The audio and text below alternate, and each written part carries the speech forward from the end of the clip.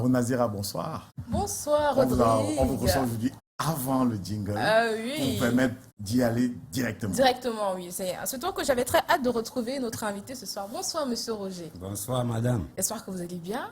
Ah, oui, je vais bien, merci. Vous êtes bien préparé pour venir à l'émission? On sait que c'est souvent chaud. Hein. Je suis préparé, mais je ne sais pas si je suis bien préparé. Moi, je pense que vous êtes bien préparé parce que quand je vous vois, vous avez l'air d'être très bien cuit. Ah, On va super. commencer par... Vous êtes un poète. Oui, je Vous êtes suis poète, vous êtes à mes chercheur. heures perdues. Mhm.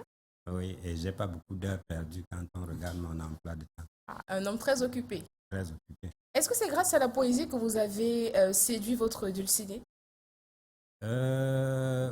Premièrement, j'ai beaucoup de mal à parler de ma vie privée. Je sais pas, c'est un peu une espèce de pudeur. Mhm. Et je veux dire que j'ai commencé à faire de la poésie très jeune. J'ai publié mon premier poème quand j'étais élève de 4e. Et donc, tout naturellement, j'ai développé ça par la suite. Et je voudrais pas, sans m'être entendu avec ma femme, dire ce qui lui a plu chez moi. Elle peut trouver que je parle un peu à tort à travers d'elle. À travers. Voilà. Mais j'espère qu'elle a trouvé en moi des choses qui lui ont plu. Voilà, vous parlez de votre moitié, mais vous ne portez pas de bague. Est-ce que vous n'avez pas scellé ça devant Dieu et les hommes? Ah oui, bien sûr, mais vous savez, les régalias, vous allez remarquer en même temps que je ne porte pas de chaîne, Oui. je ne porte pas de bracelet. Je refuse aussi systématiquement les médailles. Pourquoi? Parce que tout ça, c'est encombrant inutilement, ça n'apporte pas grand-chose. Donc vous avez refusé l'alliance au jour du mariage. Je l'ai porté pour la circonstance, mais par la suite, Vous l'avez enlevé. je me suis dit, déjà, beaucoup de gens portent l'alliance pour montrer qu'ils sont mariés. Est-ce qu'on a vraiment besoin de montrer cela? Alors vous avez fait quoi, l'alliance? Vous l'avez vendue l'alliance? Vous voyez, vous partez sur le principe que c'était une alliance vendable. C'est-à-dire qu'il y a des gens qui achètent des alliances à des prix faramineux qui peuvent ensuite se vendre. Et du coup, le côté symbole Disparaît. est décliné au profit du côté Donc vous avez acheté une alliance qui pouvait durer pécuniaire. 3 jours. Oui, j'ai acheté quelque chose qui pouvait faire office. Et ça a permis très bien de faire ce qu'il y avait à faire. Mon mariage est dû depuis ce jour-là. Je crois que si j'avais acheté une alliance de 10 millions de francs, ça n'aurait pas fait durer plus mon mariage. Et ça fait combien de temps qu'il dure votre mariage? Ah, mon mariage dure depuis 80, les années 90. J'ai dépassé 30 ans de mariage. Vous n'avez pas la date exacte. Je n'ai pas envie de rentrer dans ces détails-là. Parce que finalement, il y a des gens qui s'intéressent trop aux affaires privées des autres. Non, mais Je vais ça, retrouver juste ça pour sur découvrir un peu. Facebook, sur toutes les votre date de plateformes. mariage, quand vous la célébrez pas la date. Ouais, c'est intime ça aussi. Hein, Est-ce que quand- vous célébrez souvent votre anniversaire de mariage? Ah oui, ça, je peux vous l'assurer. Je le fais, mais de façon intime également. De façon intime. Oui, ça Donc veut juste dire avec que madame, pas d'enfant à côté? les enfants, vous savez, quand nous célébrons notre mariage, on le célèbre souvent comme on l'a fait. Hein. Quand on a fait des enfants, on n'était pas là. Hein. Et là, ça permet à ma femme de ne pas se considérer seulement comme la mère de mes enfants, mais de se considérer vraiment comme ma femme. Donc vous éloignez le fruit de votre mariage le jour de la célébration. On n'éloigne pas. Il veut rester dans l'intimité. On les se amoureux. ménage un peu en un entre-soi, où elle peut se sentir comme il y a Il y a 30 ans. quelques décennies. Et puis là, c'est bien. Je pense que jusqu'ici, ça Ça lui dérange va pas. bien. Ça lui va bien. Et qu'est-ce que vous offrez à madame comme cadeau? Parce que si vous aimez le côté intime, est-ce que c'est une soirée au restaurant, aller au cinéma ou alors vous voyagez? Ça pourrait inspirer d'autres personnes, ça. Ouais. Intime. Ça c'est intéressant. C'est-à-dire qu'en fait, il y a beaucoup de choses que j'aimerais faire pour ma femme, pas seulement à cette occasion-là. C'est-à-dire que de façon régulière, Au quotidien. comme ça, au quotidien. Parce que j'ai peur que si on fait uniquement de la date du mariage, le moment des cadeaux, ça va être une fixation toute l'année. Et une fixation est toujours un problème, ça crée un stress. Et donc, chaque fois que je peux faire quelque chose, je pense que ça plaira à ma femme, je le fais. Et qu'est-ce que vous faites? Parce qu'on connaît le genre de cadeau que vous offrez à madame. Étant donné que vous êtes un tout petit peu réservé. Vous voulez peut-être que quelqu'un aille lui donner le même Non, pas du tout. On veut juste savoir. Ça peut donner des idées aux téléspectateurs. On ne sait jamais. Hein. Un objet. Voilà, une sortie, un voyage. Bon, Un poème, c'est également un cadeau. Vous savez que les sorties, c'est l'incontournable. Oui, parce que beaucoup de gens, ils ne comprennent pas que confiner cette femme à la maison, ce n'est pas une bonne chose. Donc, les sorties sont incontournables, mais on le fait quand on peut, parce que ma femme et moi, on a très bien compris qu'il faut vivre notre vie pas dans l'imitation de ce qui se fait, mais dans la volonté d'atteindre les objectifs qu'on s'est fixés pour nous. Faites votre modèle à vous du mariage. Oui, c'est notre modèle. Et ça fait peut-être plus de 30 ans. Ça dépend de la date que vous êtes marié. Et ça marche très bien. Et ça marche très bien. Vous n'avez pas eu des soucis bien. avec des autres femmes dehors, des cas d'infidélité?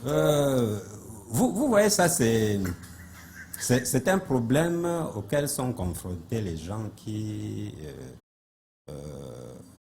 je pense, se sous-estiment parce que on rencontre beaucoup de très belles femmes dehors. Il y a beaucoup de belles femmes dehors. Ah oui, mais les belles femmes, elles étaient déjà là quand vous avez rencontré votre femme.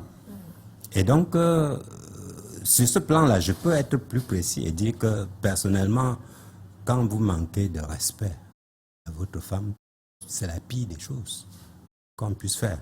C'est-à-dire que, quelle que soit la beauté de la femme du dehors, si elle vous amène à manquer de respect à votre femme qui est dedans, vous êtes passé complètement à côté de la plaque.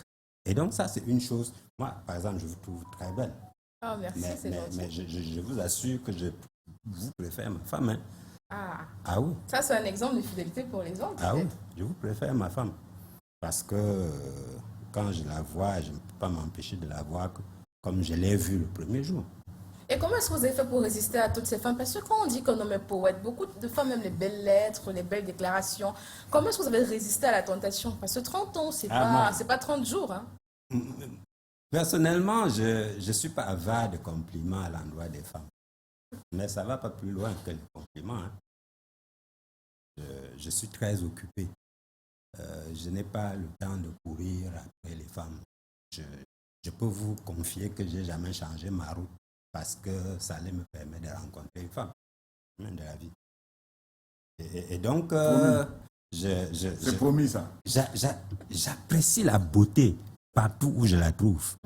De la même façon que quand je trouve qu'une fleur est très belle, je ne la mange pas. Hein.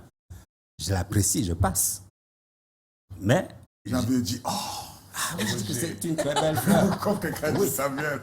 Voilà. Donc, voilà ce que je peux dire. Je dis qu'il y a beaucoup de belles femmes dehors. C'est une tentation permanente. Oui. Mais il faut que les gens sachent que, comme toutes les tentations, ça a des conséquences.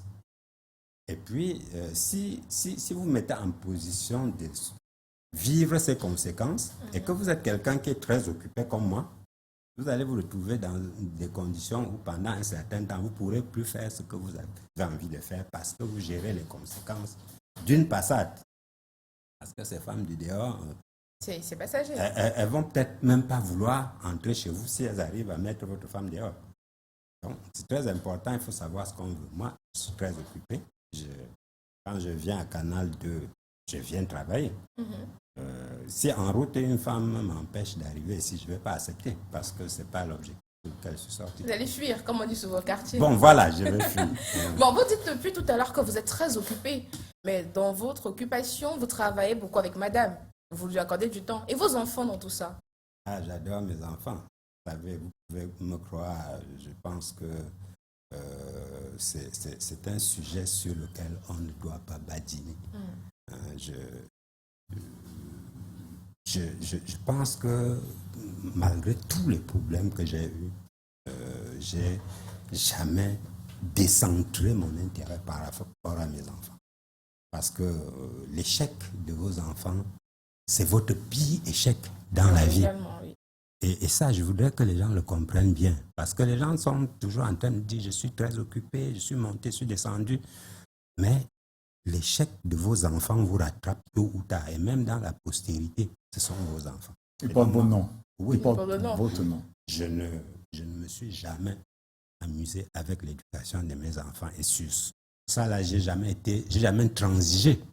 N'est-ce pas? J'ai surpris une fois un de mes proviseurs quand mon fils a été admis pour entrer en classe supérieure. Et j'ai dit non.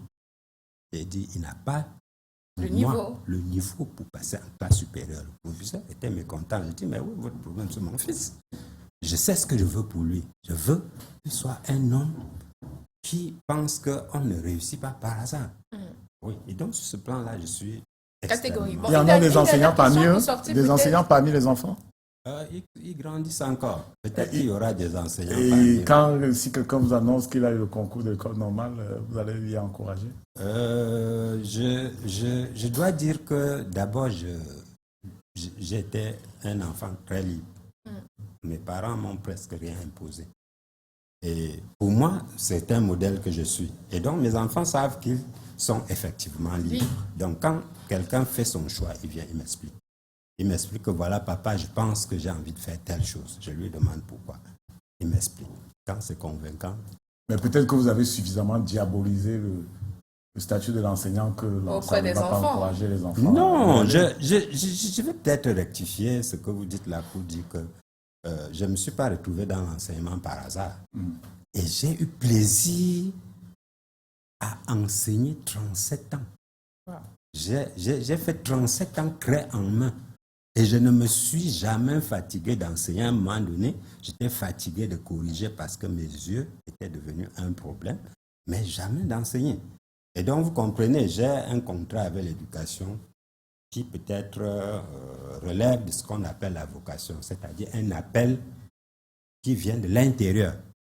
Et c'est pour ça que je dis toujours aux enseignants d'aujourd'hui que, quoi que vous pensiez, l'enseignement est le meilleur métier du monde. Non, c'est le journalisme. C'est le journalisme. Bon, pour sortir, on est d'accord. C'est le journalisme. Pour sortir des préférences, combien d'enfants sont nés de cette union de plus de 30 ans? Parce que vous êtes très cachotier, on ne croit pas sur les réseaux. Non, je ne suis pas cachotier, je suis un peu traditionnaliste. Et cette question du nombre d'enfants sur le plan traditionnel, c'est une faute quand on répond à cette question.